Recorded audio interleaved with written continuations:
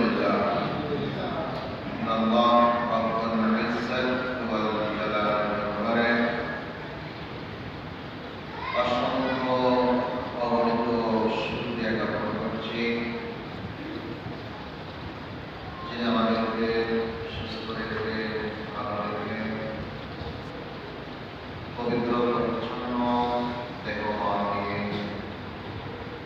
আল্লাহ পাক পালন করার লক্ষ্যে মসজিদে উপস্থিত হওয়ার তৌফিক দান করেছেন।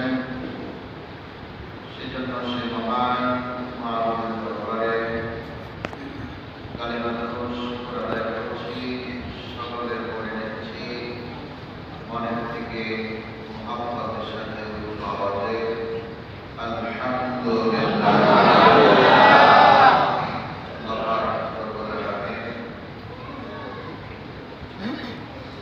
মানুষকে সর্বশ্রেষ্ঠ আকৃতি, সর্বসুন্দর গঠন, সর্বোৎকৃষ্ট বুদ্ধি বিবেচনায় সৃষ্টি করেছেন। বলি আলহামদুলিল্লাহ। চলার জন্য, সঠিক পথে থাকার জন্য আল্লাহ রাব্বুল আলামিন নবী রাসূল পাঠিয়েছেন। নবী রাসূলদেরকে গাইডলাইন হিসেবে দিয়েছেন আসমানি কিতাব, যার মাধ্যমে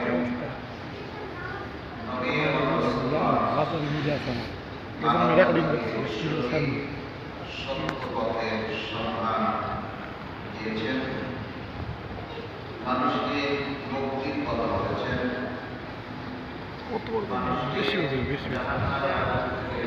বেঁচে থাকার পথ পদ্ধতি শিক্ষা দিয়েছেন, মানুষকে যে পদ্ধতি সেগুলি শিক্ষা দিয়েছেন, বাস্তবে শেখার জন্য, আমল করার জন্য, বাস্তবায়ন করার জন্য আল্লাহ সুবহানাহু ওয়া তাআলা নবীদেরকে দিয়েছেন। আর নবী রাসূলগণ হলেন আমাদেরকে আদর্শ। বলি আলহামদুলিল্লাহ।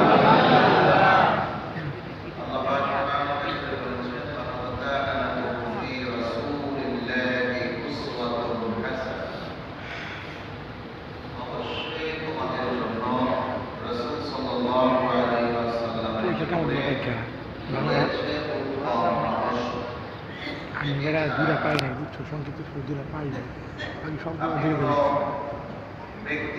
ধীরে ঘাট পড়ছে তারা হয়তো ঘাট পড়ছে তারা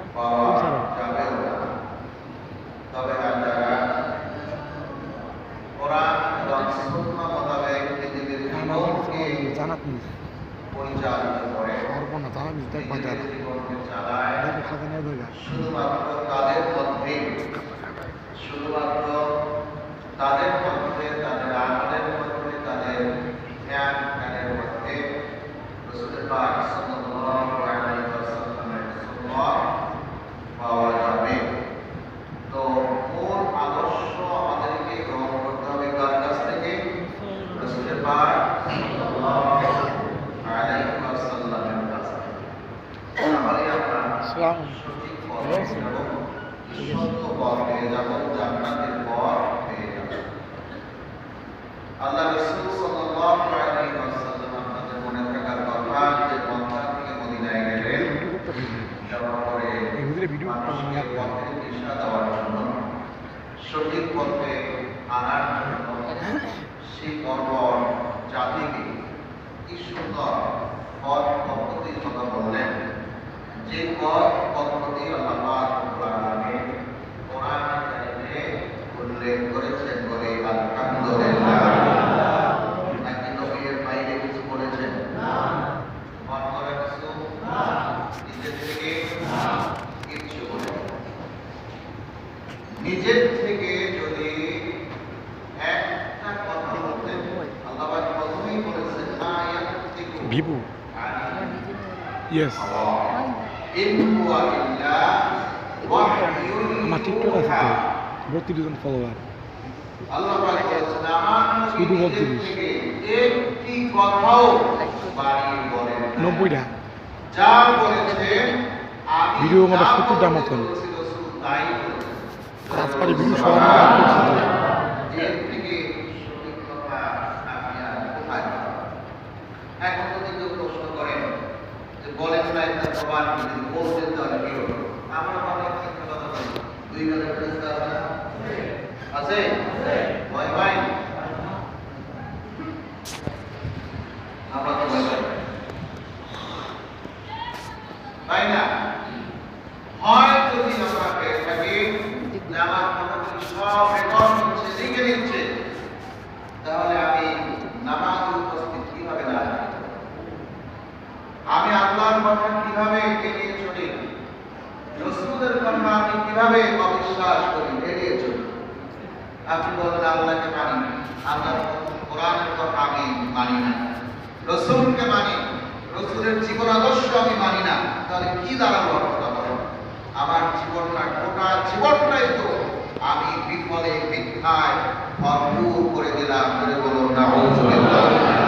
আল্লাহ পাক বলছেন, শোনো, তোমরা এই প্রশ্ন যদি কিয়ামত পর্যন্ত কেউ করো, অথবা কেউ করে থাকো, অথবা কেউ যদি করার ইচ্ছা পোষণ করো, তাহলে শোনো, আমি আমার নবীর সাথে কেমন ব্যবহার করব? কার সাথে? কথা বলে আসছেন তো? যে আমার মতো আপনার মতো সাধারণ মানুষের সাথে না, নবীর সাথে। নবী কেমন? নবী বলেন সর্বশ্রেষ্ঠ মানুষ, নাকি অন্য কিছু বলবেন? সর্বশ্রেষ্ঠ মানুষ, সর্বশ্রেষ্ঠ মহামানব, সর্বোৎকৃষ্ট চরিত্রের অধিকারী, সমস্ত নবীদের নেতা, সমস্ত রাসূলদের নেতা, বিশ্ব নেতা মুহাম্মাদুর রাসূলুল্লাহ সাল্লাল্লাহু আলাইহি ওয়াসাল্লাম। তার সাথে আপনারা কি ব্যবহার করতেন শুধু একবার সমুদ্রে বুঝতে পারবেন। আমি সলিমুদ্দিনের পরিবর্তে আমার সাথে আল্লাহ কি ব্যবহার করবেন। আল্লাহ রাব্বুল আলামিন বলেন, ওয়ালাউ তাকাওয়ালা আলাইনা বা'দাল আকাবিল লাআখাযনা মিনহু বিল ইয়ামিন সুম্মা লাকাতা'না মিনহুল ওয়াতিন। আল্লাহ পাক বলেন, আমার নবী যদি গোটা 63 বছর বয়সের মধ্যে একটা কথা যদি নিজে বলতেন, বানিয়ে বলতেন, আর আমার নামে চালিয়ে দিতে আল্লাহ এটা বলছেন, আমরা কি বুঝতে পারতাম? কথা বলে বুঝতে পারতাম? আমরা পারতাম না।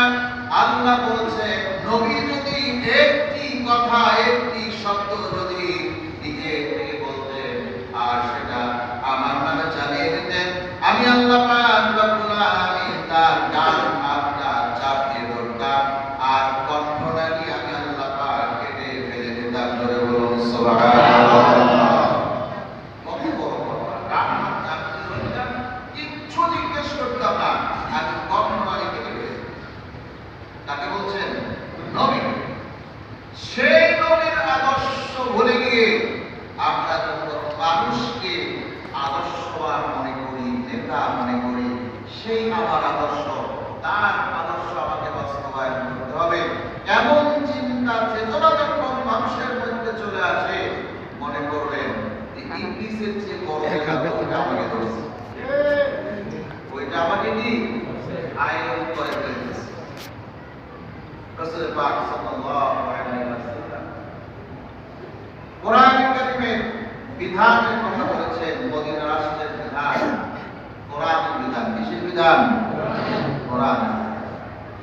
আল্লাহ পাক রব্বুল আলামিন বলেছেন, যারা আমার দেওয়া বিধান মোতাবেক বিচার ফয়সালা করবে না, সেই বিচার, নিজের বিচার, পারিবারিক বিচার, সামাজিক বিচার, রাষ্ট্রীয় বিচার যারা করবে না, তারা এক পর্যায়ে ফাসিক হবে, আর এক পর্যায়ে জালেম হবে, আর এক পর্যায়ে কাফের হয়ে যাবে। এজন্য বলুন নাউযুবিল্লাহ।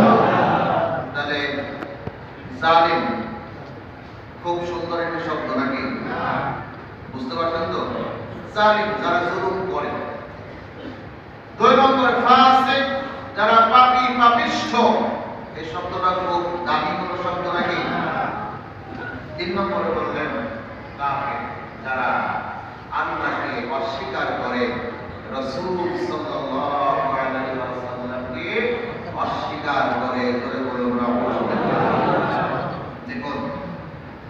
পাক বলেছেন এই ঘটনা কখন ঘটল? আল্লাহ রাব্বুল আলামিন বলেন ইন্না আনসালনা আত-তাওরাতা ফীহা হুদাও ওয়া নূর। জোরে বলুন আল্লাহু আকবার। আল্লাহ পাক রাব্বুল আলামিন বলেন আমি তাওরাত নাযিল করেছি আর এই তাওরাতের মধ্যে হেদায়েত দিয়েছি এবং নূর দিয়েছি। তাহলে একটা হলো হেদায়েত, আরেকটি নাম হলো নূর। তার মানে হেদায়েত সম্বলিত যত বিধান রয়েছে সমস্ত বিধান আমি তাওরাতের মধ্যে দিয়েছি। জোরে বলুন সুবহানাল্লাহ।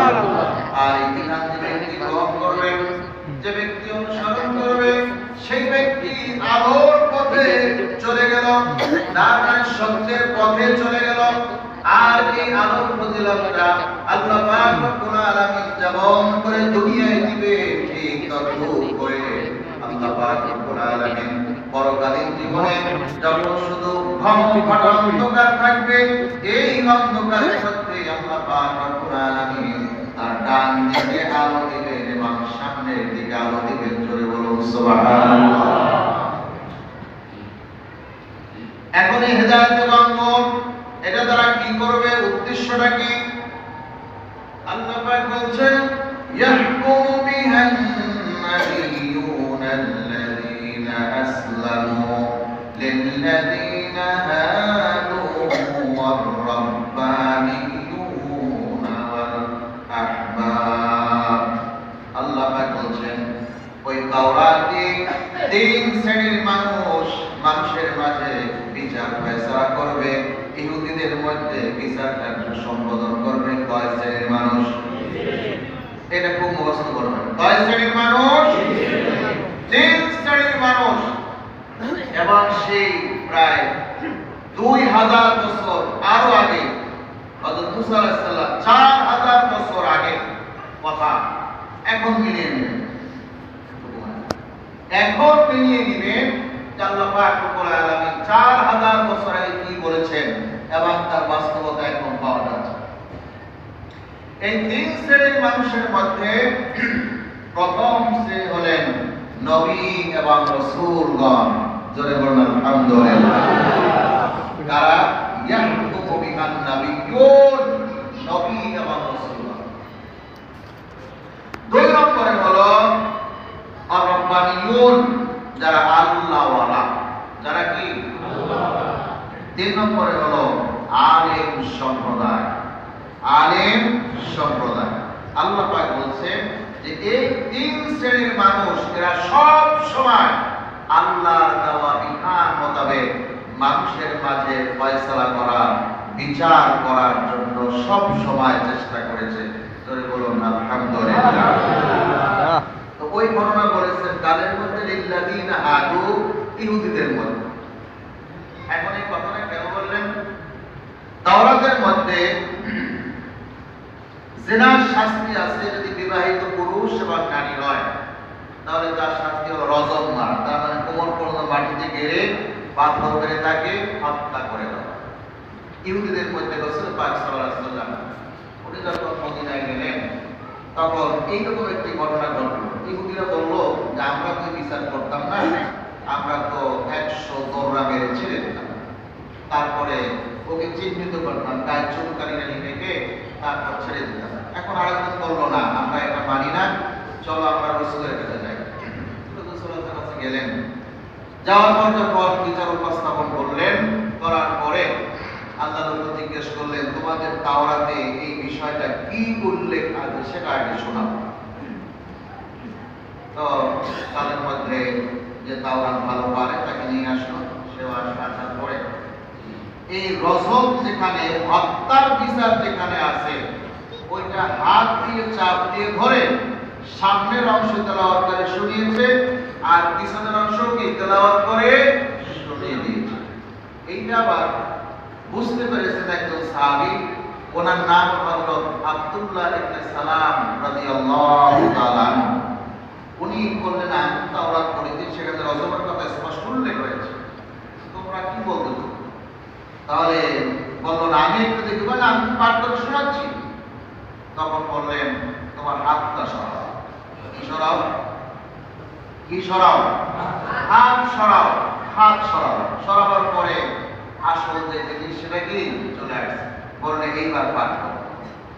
তো পাঠ করার পরে যখন পাঠ করো দেখো এখানে শাস্তিটাই হলো কোমর পর্যন্ত গিয়ে তারপরে পাথর মেরে তাকে হত্যা করা। কথা বুঝে আসছে? আল্লাহ পাক রব্বুল আলামিন তখন এই আয়াত নাযিল করলেন। আরেকটি ঘটনা, একই ঘটনা ঘটেছে। ওইখানে রাসূল সাল্লাল্লাহু আলাইহি ওয়াসাল্লাম জিজ্ঞেস করেছেন তাওরাতে কি আছে। সবাই আগের কথাটাই বলছে 100 ঘোড়া মারা, তারপরে চুলকানি মেরে ছেড়ে দাও। তো বলো তোমরা কি সবাই একমত? বলে হ্যাঁ আমরা সবাই একমত। কিন্তু একদম কথা বলছিল তুমি বলে আমি তাওরাতের একজন আলেম, তাওরাতের পণ্ডিত।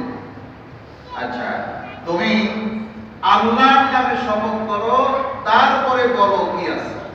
যখন এই কথা বলছেন যে আল্লাহর নামে শপথ করো তারপরে বলো কি আছে, তখন বলেন ইয়া রাসূলুল্লাহ আমাকে এমন প্রেসার ক্রিয়েট করা হয়েছে যদি আমি সঠিক কথা না বলি তাহলে তো আমার সব শেষ। কিন্তু আপনি যখন আল্লাহর কসমের কথা বলছেন এখন তো আর মিথ্যা বলার কোনো সুযোগ নাই, তাতে আমার যা হয় সেটাই হবে। উনি তখন সঠিক তথ্যটা বলে দিলেন। আল্লাহ পাক রব্বুল আলামিন হাদিস শরীফে এই ঘটনাটা উল্লেখ আছে। আল্লাহ পাক রব্বুল আলামিন এই আয়াত নাযিল করলেন। তাহলে দেখো এক কোরআন দিয়ে আসমানি কিতাব দিয়ে তাওরাত বলেন, জাবুর বলেন, ইনজিল বলেন, বিচার কার্য সমাধান করেছেন কারা? প্রথম নম্বর কারা? নবী এবং রাসূলগণ। দুই নম্বরে হলো আল্লাহওয়ালা, সঠিক আল্লাহওয়ালা। বর্ণনা কিন্তু ওখানে গেলে উল্টা পাইবে। ওখানে গেলে কি উল্টা কেমন একটু বলবো। আমি একদিন দেখলাম খুব ভক্তি শ্রদ্ধার সাথে একজনের ভান্ডারির গান গাইতেছে। তো শুনতেছি ভাবতে কি করবো, তো ভান্ডারির গান গাইতেছে, আর একজনে যে তসবিহ পড়তেছে, মাথায় সুন্দর একটা টুপি, ভালো তসবিহ পড়তেছে। হঠাৎ করে দেখি ডান হাতে তসবিহ, বাম হাতে সিগারেট। এটাও টানতেছে, এটাও টানতেছে। এটা আপনি কি ওয়ালা বলেন? এটা কি আল্লাহওয়ালা নাকি শয়তানওয়ালা? শয়তানওয়ালা। কিন্তু বহুত মানুষ মনে করে যে এই জায়গার মধ্যেই বোধহয় আল্লাহ আছে। জোরে বলুন নাউযুবিল্লাহ, আরো জোরে বলুন নাউযুবিল্লাহ। মানুষ সেখানে যায় জান্নাত কিনতে যায়। জান্নাত কি কিনতে যায়? মনে হচ্ছে জান্নাত আল্লাহ তার কাছে ভাড়া দিয়ে রাখছে, পাওয়ার প্যাটার্ন দিয়ে রাখছে। সে ইচ্ছা মতো বিক্রি করবে, কোনো খাজনা টাজনা কিছু লাগবে না, এমনি যাকে খুশি তাকে দিয়ে দেবে। আল্লাহ পাক বলছেন আল্লাহওয়ালা, গামছাওয়ালা না, রডওয়ালা না, সটওয়ালা নয়, আল্লাহওয়ালা। জোরে বলুন কারা? আল্লাহওয়ালা। আল্লাহওয়ালা। আল্লাহ পাক বলছেন এরা সঠিক বিচার করে। কি দিয়ে? কোরআনের কথা, আসমানি কিতাবের কথা এরাই সঠিকভাবে বলবে। এছাড়া মানুষের কাছে গেলে সব তোমাদেরকে ভুল তথ্য দিয়ে উল্টা পাল্টা করে তোমাদেরকে বুঝিয়ে দিবে। জোরে বলুন নাউযুবিল্লাহ। আল্লাহ পাক রব্বুল আলামিন এই তিন শ্রেণীর কথা উল্লেখ করলেন।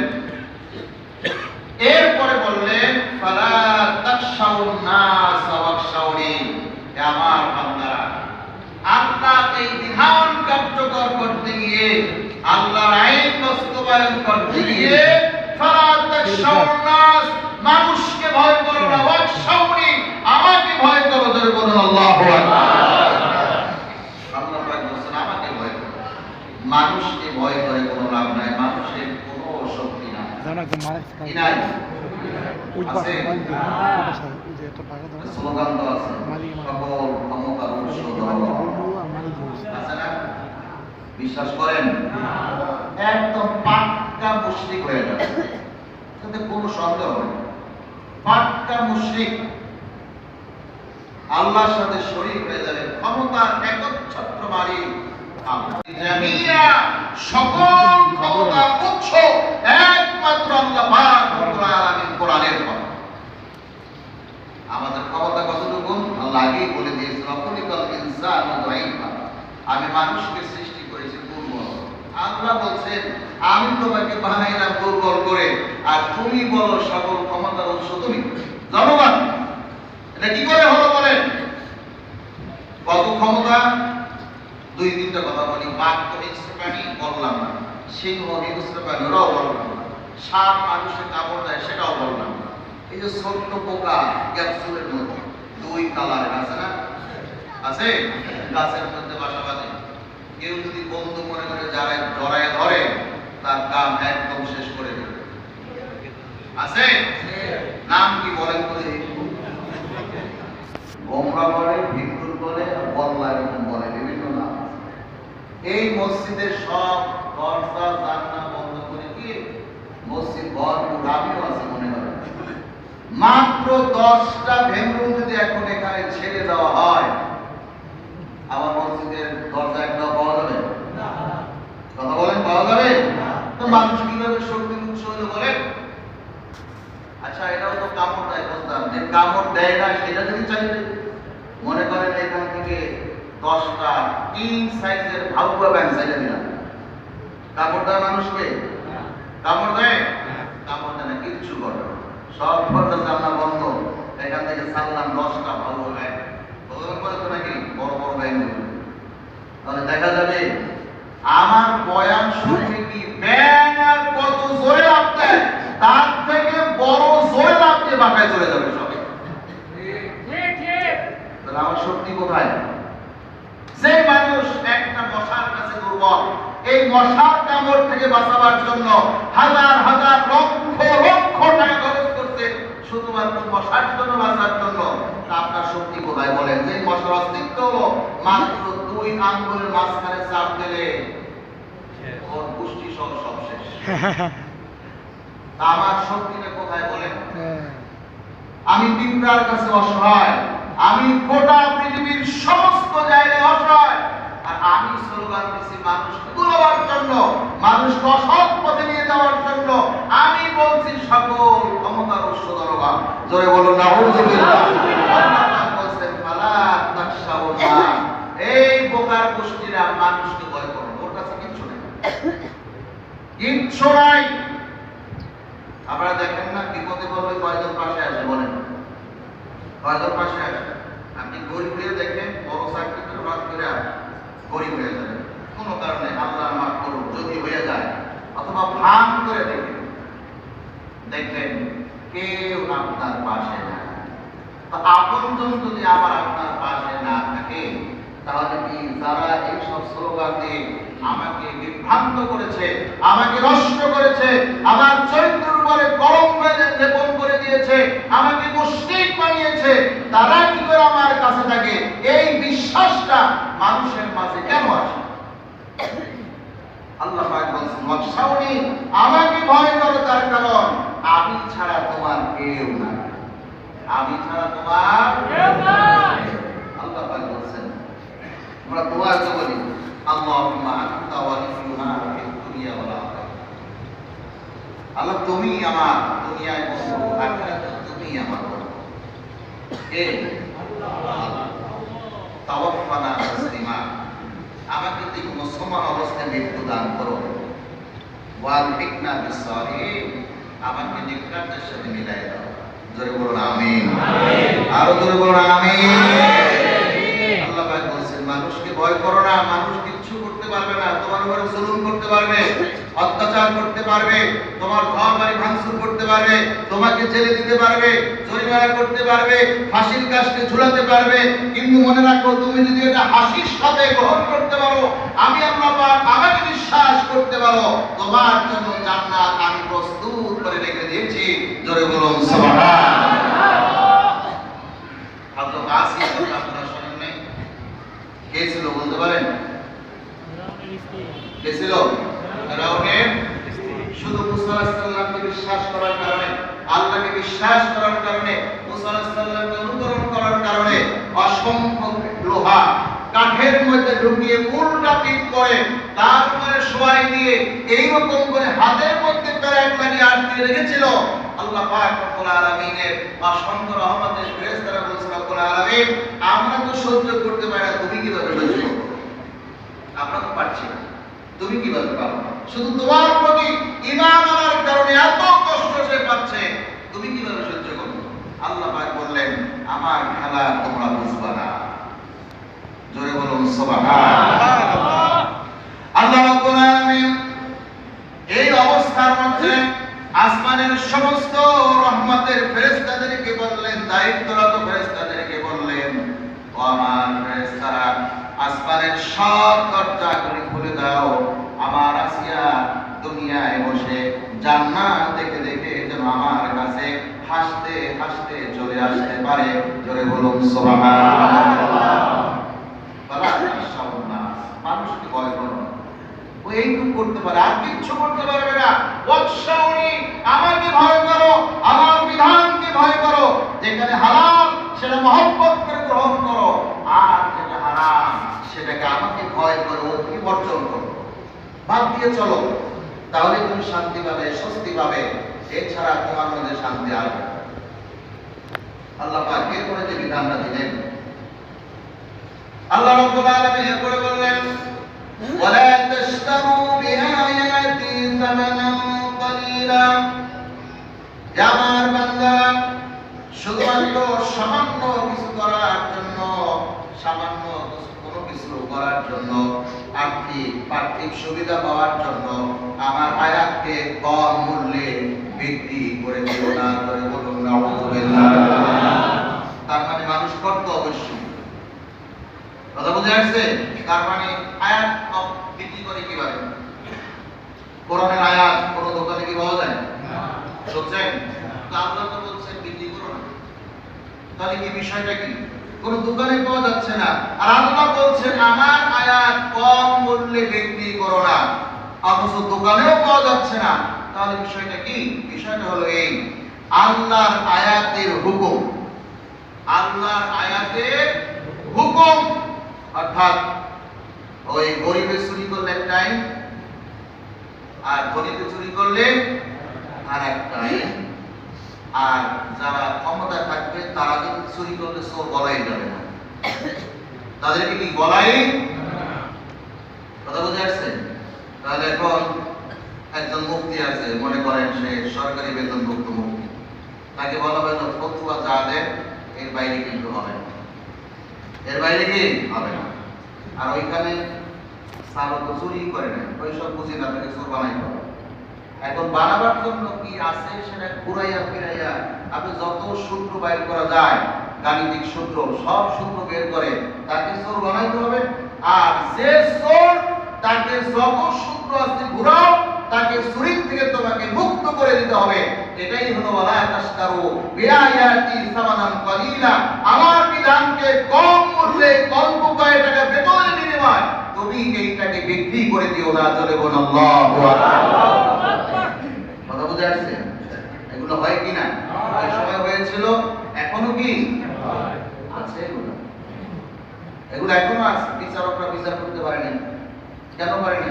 না ওইটা হবে না, তোমারটা তো হবে না, আমি যেটা লিখে দেব ওইটা করতে হবে, এর বাইরে যাওয়ার কোনো সুযোগ নাই। তাহলে কি তোমার চাকরি তো থাকবে না, গলায় কিন্তু আসল মালা পরাই দেবে। আসল মালা কি পরাই দেবে। তাহলে কম কয়েক টাকা বেতনের বিনিময় হক কথা বলা, কোরআনের কথা বলা, আল্লাহর বিধানের কথা বলার থেকে বিরত থাকার নামই হলো আল্লাহর আয়াতকে কম মূল্যে বিক্রয় করে দেওয়া। জোরে বলুন নাউযুবিল্লাহ। এরপর আল্লাহ পাক এত মেসেজ দেওয়ার পরে এখন বলছেন, বান্দারা আমি যে কথাগুলি বললাম এগুলি বুঝছো তোমরা? যদি বুঝে থাকো তাহলে এবার তোমরা উপসংহারটা নিয়ে নাও।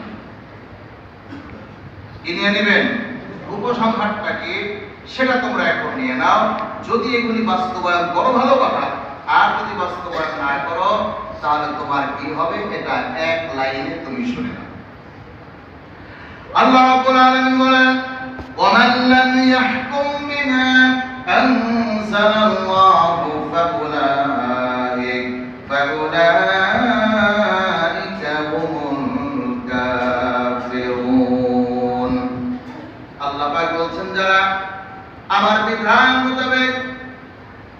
বিচার কার্য সমাধান করবে না, ফয়সালা করবে না। এরা হলো পৃথিবীর সর্বনিকৃষ্ট জাতি কাফের। জোরে বলুন তারা কি? কাফের। তারা কাফেরে পরিণত হয়ে যাবে। আর কাফের ব্যক্তিরা কোনদিন আল্লাহর তৈরি জান্নাত পাবে না। নাকি পাবে? জান্নাত তো পাবেই না। জান্নাতের কোনো ঘ্রাণ তাদের নাসিকার অন্ধ্র দিয়ে প্রবেশ। তাওরাত বলেন, জাবুর বলেন, ইনজিল বলেন, সব সময় তাওরাতের বিরোধী শক্তি ছিল, পক্ষের শক্তি ছিল, বিরোধী শক্তিও কি ছিল। ইনজিলের পক্ষের শক্তি ছিল, বিরোধী শক্তিও ছিল। জাবুর শরীফের পক্ষের শক্তি ছিল, আবার বিপক্ষের শক্তিও কি ছিল। কিন্তু দুই পক্ষের মধ্যে একটা পক্ষ সব সময় আল্লাহর আদালতে জিতে গিয়েছিল। সেই পক্ষের নাম কি বলেন? সেই পক্ষের নাম কি? অর্থাৎ যারা আল্লাহর কিতাবের পক্ষে ছিল তারা, এখন বলছেন যারা আল্লাহর কিতাবের পক্ষে ছিল তারাই আল্লাহর আদালতে জিতে গিয়েছে। এখনো জিতবে, কিয়ামত পর্যন্ত জিতবে। তাতে গায়ে যার যত জ্বালা হোক, আল্লাহর কিছু আসেও না, যায়ও না। কথা বুঝে গেছেন? আল্লাহর কিছু আসেও না, যায়ও না। বর্তমান বিশ্বে আপনি তাকিয়ে দেখেন, কোরআনের পক্ষের শক্তি যারা আছে তারা কিন্তু কোনো ক্ষমতায় নেই, শুধুমাত্র বলেই যাচ্ছে, শুধুমাত্র বলেই যাচ্ছে। আর যারা বিপক্ষ শক্তি আছে তারা বিভিন্ন ভাবে কোরআন ওয়ালাদেরকে ধরার জন্য, মারার জন্য, পৃথিবী থেকে শেষ করে দেওয়ার জন্য যত যুদ্ধ বিদ্রোহ, মারামারি, এই যে বোম্বিং টুম্বিং যত কিছু আছে, সব কিছু টার্গেট একটা, কোরআন ওয়ালাদেরকে শেষ করে দেওয়া, মুসলমানদেরকে শেষ করে দেওয়া, আর কোনো উদ্দেশ্য। বর্তমান প্রেক্ষাপটে সবচেয়ে ঘটে যাওয়া ইসকন ওয়ালাদের তাণ্ডব, জানেন না আপনারা? হ্যাঁ, কি সুফি মানুষ। আমরা তৃণভোজী, গরুর গোশত খাই না, ওরা আমাদের মা। জীব হত্যা মহাপাপ। জীব হত্যা মহাপাপ। লাল শাকের মনে হয় জীবন নাই, নাকি আছে? এইটুকু না বুঝতে কোথায় ওয়াজ করবো আমি? লাল শাকের জীবন নাই, পালং শাকের নাই, ওটারও আছে, ডাটা শাকেরও আছে। আচ্ছা, শাক না খাইলাম, ভর্তা খাইলাম, সরিষা ভর্তা, সরিষার তো জীবন মোটেই নাই, আছে? এখন বলছেন তো কত বড় ফাঁকিবাজ, কত বড় ফাঁকিবাজ আমরা। জীব হত্যা মহাপাপ, সেই জন্য খাই না, ধরিও না, ছুঁইও না, ওরা আমাদের মা। এই জন্য শাকসবজি খাই। আরামে কি খায় একমাত্র আল্লাহই ভালো জানে। জীব হত্যা মহাপাপ, আর মুসলমান হত্যা কি সওয়াবের কাজ? যদি সেটাই না হয়, গত সপ্তাহে ইন্ডিয়ায় মসজিদে ঢুকে এই হিন্দু মুদ্রা মুসলমানদেরকে মসজিদে গুলি করে মেরেছে, এরা কোন ধরনের সওয়াবের কাজ বলুন? আমাদের দেশে একজন আইনজীবীকে প্রকাশ্যে কুপিয়ে হত্যা করেছে। তোমরা জীব হত্যা করো মহাপাপ হয়, আর মুসলমান হত্যা করো কোন নিয়তে করো বলো? বাংলাদেশে সয়লাভ হয়ে যাচ্ছে এবং তাদের চক্রান্ত মারাত্মক। এরা বহু বড় ধরনের আশা নিয়ে বসে আছে। শ্যামলী পরিবহন নাম শোনেন নাই? শ্যামলী পরিবহনের মালিক বলছে বাংলাদেশে যখন 35% হিন্দুদের আধিপত্য বিস্তার করবে, তখন আমরা মুসলমানদেরকে মেসাকার করে দেব, মুসলমানদেরকে দেশ থেকে চেঞ্জ করে ফেলবো, একদম হত্যা করে ফেলবো, মায়ানমারের মতো অবস্থা করে ফেলবো। এই অঙ্গ সংগঠন চিন্তা চেতনাই হলো এই স্তরের সদস্যরা। অপেক্ষা করেন, সেই সময় আসতেছে। মুখ বুঝে থাকেন, এখনো মুখ বন্ধ করে থাকেন। অথচ দেখুন, এই দেশের হিন্দুরা আগে বহুবার বলেছে তারা আছে জামাই আদরে। কি আদরে আছে? জামাই আদরে। জামাই শ্বশুর বাড়ি গেল তো বউকে একটু পোষা বন্ধ করে মারে, মারে না? মারে, মারে। তোমার এটা নাই, সেটা নাই, ওইটা নাই, এরকম বলে। তারপরে ভালো কিছু না নিয়ে গেলে শ্বশুরের মন খারাপ, শাশুড়ির মন খারাপ। বিরাট করে বলছে আজকে তো কিছু আনো নাই, শাশুড়ি চল মাছের মাথা আজকে তোমার প্লেটে যাবে, আমি খাইব। কথা বুঝে আসছে? এইটুকুন কথা তাদের শুনতে হয় না। এত আরাম আয়েশে এই দেশে জীবন যাপন করছে একটাই কারণ, সেই কারণটা হলো আমরা মুসলমান। আমরা কি মুসলমান? আমরা মুসলমান। তোমাদেরকে ইজ্জত দেয়, সম্মান দেয়, তার অর্থ এই নয় আমরা মহা দুর্বলের মধ্যে রয়েছি, এটা মনে করার কোন যুক্তিযুক্ত নাই। তারা এই মিশন নিয়ে আসতেছে। যখন তাদের সংখ্যা বাড়বে, ওরা মুসলমানদেরকে মেসাকার করে ছাড়বে, মুসলমানদেরকে কাউকে ছাড়বে না, কাউকে ছেড়ে দেবে না।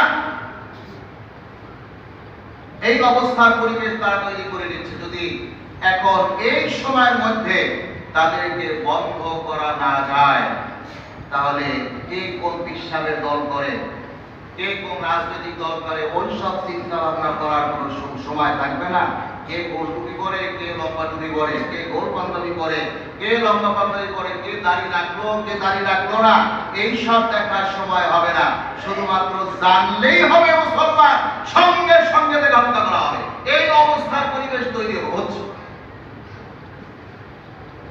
আমার মুসলিম ভাইয়েরা, সতর্ক হওয়া, সাবধান হওয়া এখনই সময়।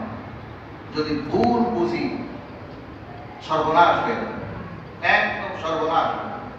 এবং এই ক্ষতি পুষিয়ে নেওয়া আমাদের কারো পক্ষে সম্ভব নয়। হবে না। ইসলাম সম্পর্কে পড়াশোনা করা সব মুসলমানের দায়িত্ব, কি তাদের কার্যক্রম, আর কার্যক্রমের সাথে বাস্তবতার কোনো মিল আছে কিনা। আমি তো প্রথম খাওয়ার থেকে দেখাইলাম কোনো মিল নাই, খাওয়ার থেকে দেখাইলাম কোনো মিল নাই।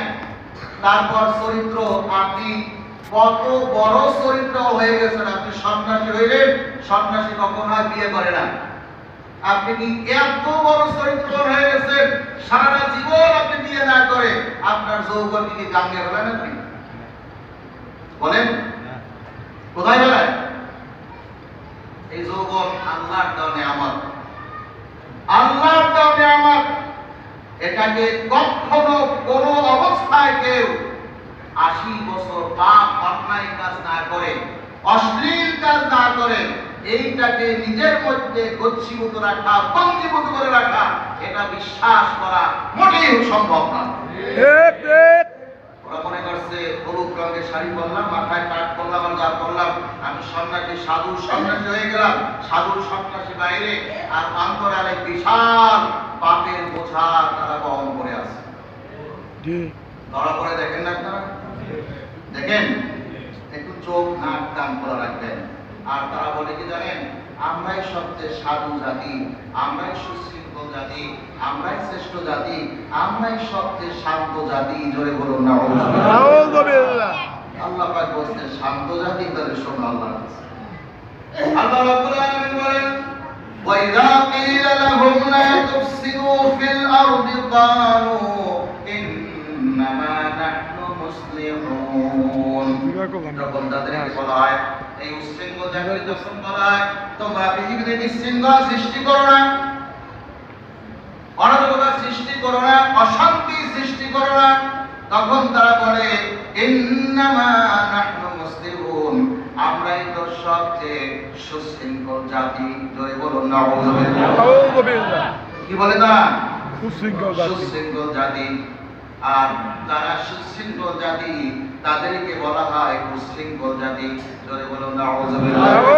আল্লাহ রাব্বুল আলামিন সঙ্গে সঙ্গে জবাব দিলেন, আলা, সাবধান হও, সতর্ক হও, ইন্নাহুম হুমুল মুফসিদুন, ওই জাতিটাই হলো বিশৃঙ্খল জাতি, পৃথিবীতে অশান্তি সৃষ্টি করা জাতি। ওয়ালাকিন লা ইয়াশউরুন, কিন্তু এইটা তারা স্বীকার করতে রাজি না। জোরে বলুন নাউযুবিল্লাহ।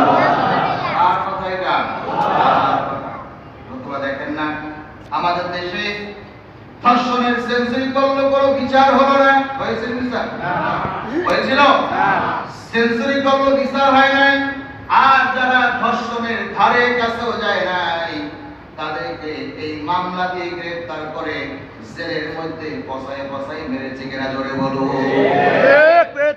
এই অবস্থা, এই অবস্থা। মানুষের বিধান, মানুষের আইন। এইটা হবে না। প্রকৃতপক্ষে যে দোষী তাকেই শাস্তি পেতে হবে, সেই শাস্তির থেকে বাঁচার কোনো সুযোগ নাই। হযরত ওমর রাদিয়াল্লাহু তাআলা তার ছেলে জেনা করছিল।